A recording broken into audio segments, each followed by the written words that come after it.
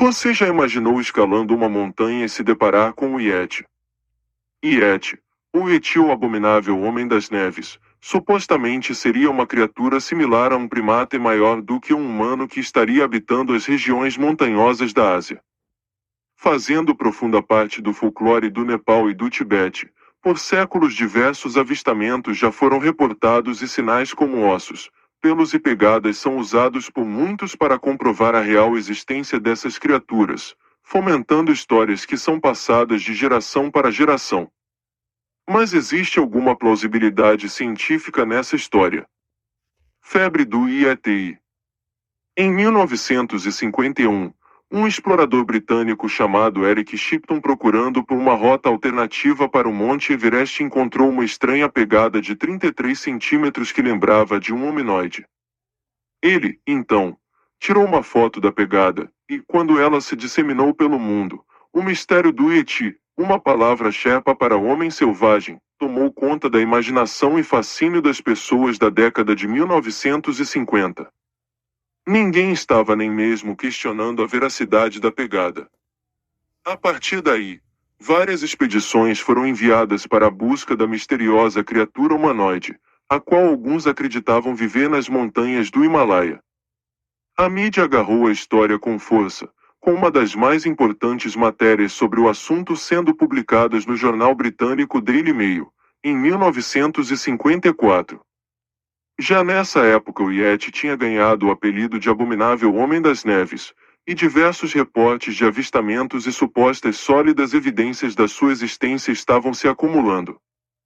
Um dos mais famosos nomes que investiu em diversas expedições em busca do Yeti foi o empresário norte-americano de petróleo Tom Slick. Uma das expedições de Slick tinha 500 carregadores e consumiu 6 meses de exploração, e até mesmo empregou cães de caça para rastrear o cheiro da criatura. Aliás, toda essa euforia na busca do Yeti levou o governo do Nepal, em 1959, a emitir regulações para as expedições exploratórias, via Embaixada dos Estados Unidos, incluindo pagamento ao governo nepalês por uma permissão, 5.000 rupees, cerca de $1.100 hoje. Proibição de matar o Yeti se encontrado, sendo permitido apenas capturá-lo ou fotografá-lo. Obrigação de entregar para as autoridades nepalesas quaisquer fotos ou informações referentes ao avistamento do Yeti. Estudos científicos. Análises averiguando a veracidade dos reportes relativos ao Yeti, em geral, consideram a existência do Yeti como uma simples lenda, dada a falta de conclusivas evidências de suporte.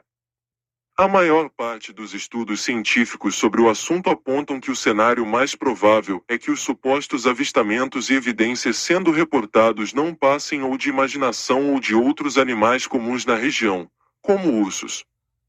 De fato, um robusto estudo de 2018 explorando a questão derrubou ainda mais a esperança daqueles fascinados com o Yeti.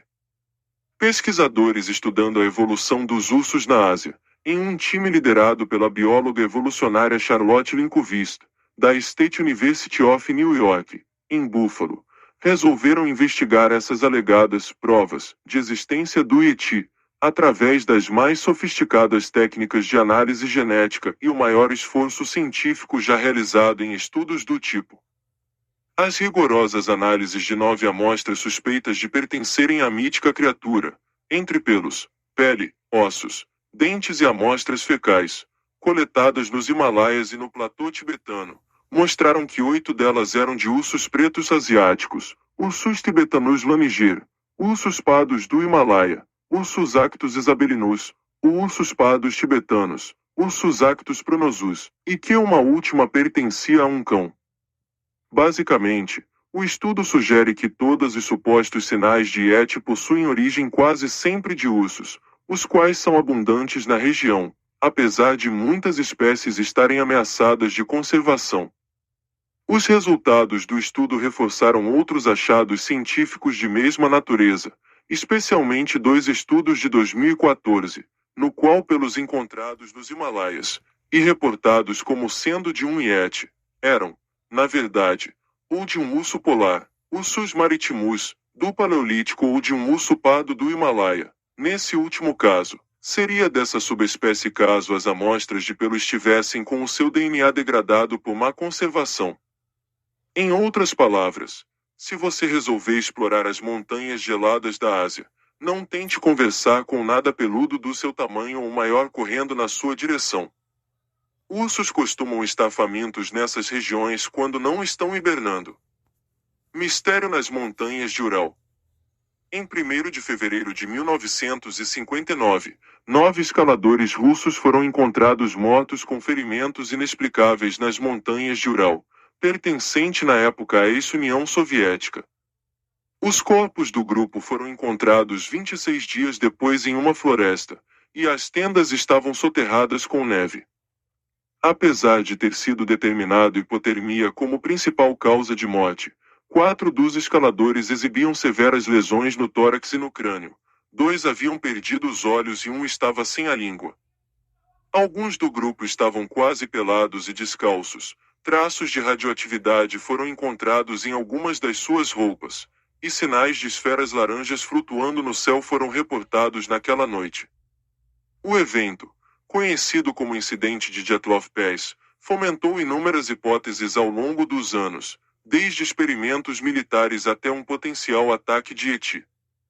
Porém, um estudo publicado recentemente no periódico Communications Earth Environment trouxe convincente evidência suportando a ideia de que uma pequena avalanche, combinada com uma topografia irregular, acumulação de neve causada por fortes ventos e a inclinação criada para instalar a tenda do grupo de escaladores, parece ter causado as peculiares lesões não letais mais severas, corroborando os resultados das autópsias. Por outro lado, algumas outras estranhas observações associadas ao evento, como os traços de radioatividade e comportamento anômalo do grupo após deixarem a tenda, não puderam ser explicados, apesar de existirem hipóteses plausíveis de estudos prévios. Se você gostou desse vídeo, clique em gostei. Também te convido a se inscreva no nosso canal para você receber mais vídeos do gênero. Falou, galera!